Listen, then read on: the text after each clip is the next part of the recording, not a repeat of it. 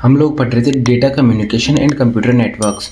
उसमें हमने पढ़ लिया कि नेटवर्क क्या होता है, फिर हमने पढ़ा कि नेटवर्क टोपोलॉजीज़ क्या होती है, फिर हमने पढ़ी टाइप्स ऑफ नेटवर्क। ठीक है, आज हम स्टार्ट करें अपना नया टॉपिक जिसका नाम है लेयर्ड नेटवर्क आर्किटेक्चर। तो it is a model that organize the network functions into a series of layers. Means layer network architecture क्या है कि हम जो अलग अलग नेटवर्क्स है ना उनको अलग अलग लेयर्स में डिफाइन करें, ऑर्गेनाइज करें। ठीक है, so each layer is responsible for a particular aspect, और हर लेयर एक पर्टिकुलर एस्पेक्ट के लिए रिस्पॉन्सिबल होगी of the data communication and interacts and only with the layers directly above and below it's. Means मैं क्या बताऊँ कि डिफरेंट अब नेटवर्क हम पढ़ रहे हैं कि जो अपन एक डिवाइस से दूसरी जगह कम्युनिकेट करें। ठीक है, तो वो किसी नेटवर्क के थ्रू करें, तो नेटवर्क जो कम्युनिकेट कर रहे हैं ना, तो उसका आर्किटेक्चर क्या है, उसकी डिज़ाइन क्या है कि कैसे क्या कर सकते हैं। तो हम डिफरेंट डिफरेंट लेयर्स के थ्रू कि पहले ये चीज़ होगी, फिर ये होगी, फिर ये होगी, फिर जाके ये मैसेज इधर पास होगा। तो ये जो डिफरेंट डिफरेंट लेयर्स के थ्रू हम एक दूसरे से कम्युनिकेट कर रहे हैं, तो वो जो मॉडल हो गया ना वो हो गया लेयर नेटवर्क आर्किटेक्चर। ठीक है, तो अपने पास दो मॉडल है, एक तो है ओएसआई मॉडल जिसमें है 7 लेयर में। ठीक है, एक है टीएसपी आईपी मॉडल जिसमें 4 लेयर्स। तो ये हम आगे डिटेल्स में पढ़ेंगे, दोनों इंपॉर्टेंट है एग्जाम के लिए। सो ये हो गया लेयर्ड नेटवर्क आर्किटेक्चर होता क्या है। अब इसके हैं की कैरेक्टरिस्टिक्स। ठीक है, की कैरेक्टरिस्टिक्स क्या है। सो पहला है abstraction, means each layer hides its internal working and provide the services to the layer above. कि जो हर लेयर है ना, क्योंकि अलग अलग लेयर्स होगी तो वो एक दूसरे से इन्फॉर्मेशन हाइड करेगी, वो बस एक दूसरे मतलब सब अपना अपना वर्क करेगी, उनको एक दूसरे से कोई वो नहीं इंटरेक्शन वगैरह। फिर होगा encapsulation, means data is pass down through the layers with each adding it's on header. कि हर लेयर पे डेटा पास होगा खुद के हेडर के साथ। ठीक है, तो ये हो गया इनकैप्सुलेशन। फिर लास्ट हो गया modularity, means layers can be updated और चेंज इंडिपेंडेंटली। मीन्स अपने को किसी एक चीज़ को चेंज करना है तो पूरी लेयर्स को चेंज करने की जरूरत नहीं, एक लेयर को चेंज करेंगे तो वो इजीली मॉडिफाई हो जाएगा। तो ये हो गया लेयर नेटवर्क आर्किटेक्चर क्या होता है। ठीक है, अब इसके दो मॉडल्स है, OSI model and TCP IP model. ये हम डिटेल्स में पढ़ेंगे आगे वाली वीडियो में।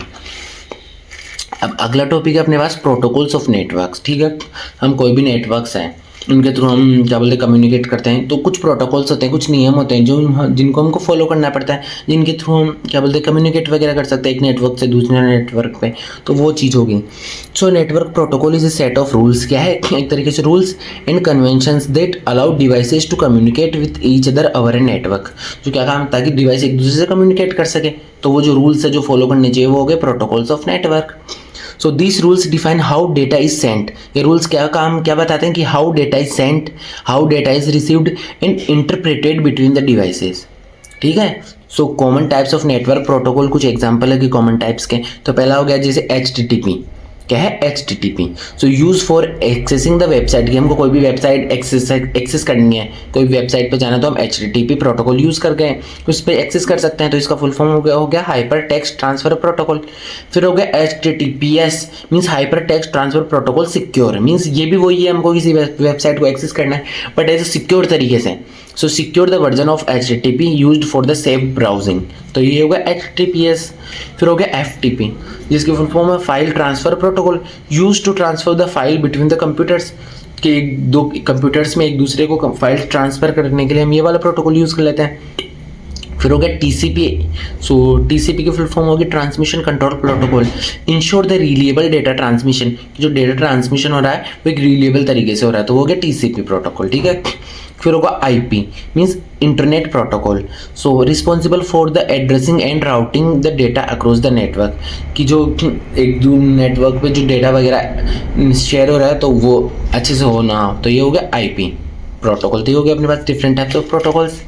ठीक है, अब नेक्स्ट हो गया अपने पास स्टैंडर्ड्स एंड इंटरफेस। के स्टैंडर्ड्स क्या होता है और इंटरफेस क्या होता है। ठीक है, so standards and interface are very important for the ensuring the smooth communication between the different devices and system. किस लिए जरूरी है कि smooth standards and interface are important है, क्यों, to ensuring the smooth communication, की जो कम्युनिकेशन हो रहा है वो स्मूथ तरीके से हो इन द डिफरेंट डिवाइसेस। ठीक है, सो ये हो गया स्टैंडर्ड्स क्या होता है। Standards are the agreed upon rules. Standards क्या है, वे रूल्स है ना and guidelines created by the international organizations to ensure that the hardware and software from different manufacturers can work together. कि जो हार्डवेयर और सॉफ्टवेयर जो डिफरेंट मैन्युफैक्चर अलग अलग जगह से मैन्युफैक्चर हुए हैं वो एक साथ वर्क कर सकें। तो जो गाइडलाइन जो रूल्स हो गए वो हो गए स्टैंडर्ड्स। जो अलग अलग सॉफ्टवेयर अलग अलग क्या बोलते हैं जो हार्डवेयर है वो एक साथ वर्क कर सके तो वो हो गया स्टैंडर्ड्स।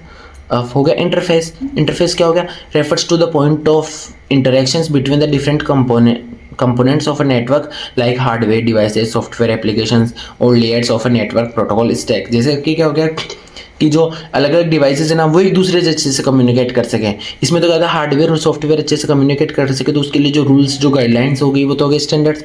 और इंटरफेस क्या हो गया, जो डिवाइसेस एक दूसरे से जिसके थ्रू कम्युनिकेट कर रहे हैं, तो वो गया उन दोनों के बीच का इंटरफेस। तो वो चीज़ होगा इंटरफेस, जैसे software hardware devices, software applications और जो नेटवर्क वगैरह वो कैसे कम्युनिकेट कर रहे हैं, इंटरेक्ट कर रहे हैं, वो चीज़ होगी इंटरफेस। ठीक है।